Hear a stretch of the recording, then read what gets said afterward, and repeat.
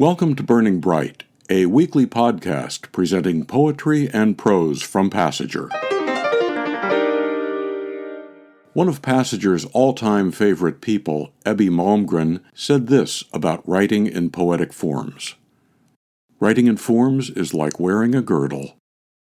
This episode of Burning Bright features two poems. You may hear the details of the form in the reading, but if you can't, you can see the poem in its written form by clicking on transcript directly under this podcast's audio file on the Passager website.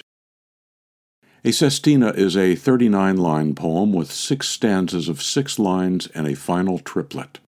All stanzas have the same 6 words at the line ends, in 6 different sequences that follow a fixed pattern, and all 6 words appear in the closing 3-line envoi. Antoinette Kennedy lived for 2 years in a low-income hotel with 3 other nuns and 39 men, many of whom suffered from addiction, mental illness, and poverty. The 39 men, I assume, and not the 3 other nuns. Out of that experience came her poem, Sestina for a Soldier. Bill sits in a cramped downtown room and dreams of too many years walking, wearing boots on old terrain that began on a road near a shack where a boy paced in a room and timed the cruel distance from home to freedom. Tonight, in the dark, huge hands trace the face of his wristwatch, a prize, hands that glow green. Sometimes he wakes from the dreams of winning a garden, hearth, and a home with a Lincoln shiny as black boots. The same hopes and pluck and good luck with room to spare, pushing him, that boy, down the road, far out of Georgia, away from the road with signs marked colored only, and dark hands shoveling dung. Army's segregated rooms for boy left him flickering dreams of silver star, khakis pressed, combat boots laced high, guns blazing, and back again home. In 42, he thought he'd found a home but saw no combat, just shoveled shale roads. Enemy fire scarred him from waist to boots and forced him to settle for shrunken dreams of how to serve his country with dark hands, wash, fold clothes in the Army's laundry room.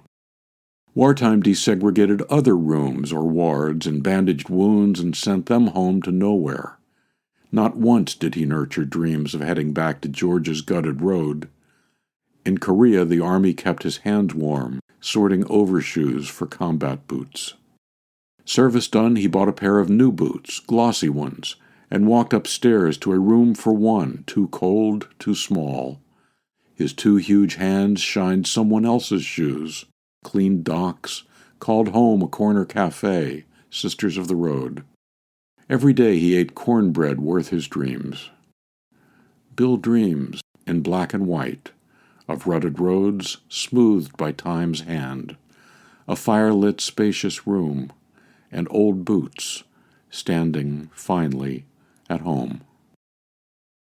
Sestina for a Soldier by Antoinette Kennedy, from Passager, issue 69. Antoinette said she has a 12-year-old Shih Tzu muse whom she raised on Mozart, Tennyson, Yeats, and Emmylou Harris. A terzinelle is 19 lines long, with 5 triplets and a concluding quatrain. The middle line of each triplet stanza is repeated as the 3rd line of the following stanza, and the 1st and 3rd lines of the initial stanza are the 2nd and final lines of the concluding quatrain. Got it? Here's Lynn Dizard's terzinelle Wireless World, also from Passager, issue 69.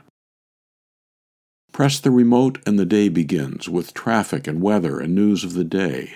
Talking heads talk of losses and wins. Syrians surge and candidates have their say. Everyone everywhere is somehow connected with traffic and weather and news of the day. Babies are born and taxes collected. Chatterers chatter and recharge their phones. Everyone everywhere is somehow connected. No more attached than anonymous drones, sinless and guilt-free, untouched by caresses. Chatterers chatter and recharge their phones. At the end of the day, what can impress us in a wireless world free of passion and pain, sinless and guilt-free, untouched by caresses? Only more and more our constant refrain in a wireless world free of passion and pain. Press the remote and the day begins. Talking heads talk of losses and wins. Wireless World, Lynn Dizard. Lynn said that her husband, children, and grandchildren all have expertise in the worlds of information and journalism. As I said earlier, if you couldn't hear the structural details of each poetic form as I read it, you can see the poem in its written form by clicking on Transcript directly under this podcast's audio file on the Passager website. To subscribe to or learn more about Passager and its commitment to writers over 50, go to passagerbooks.com. You can download Burning Bright from Spotify, Apple and Google Podcasts, and various other podcast apps. For Kendra, Mary, Christine, Roseanne, and the rest of the Passager staff, I'm John Shore.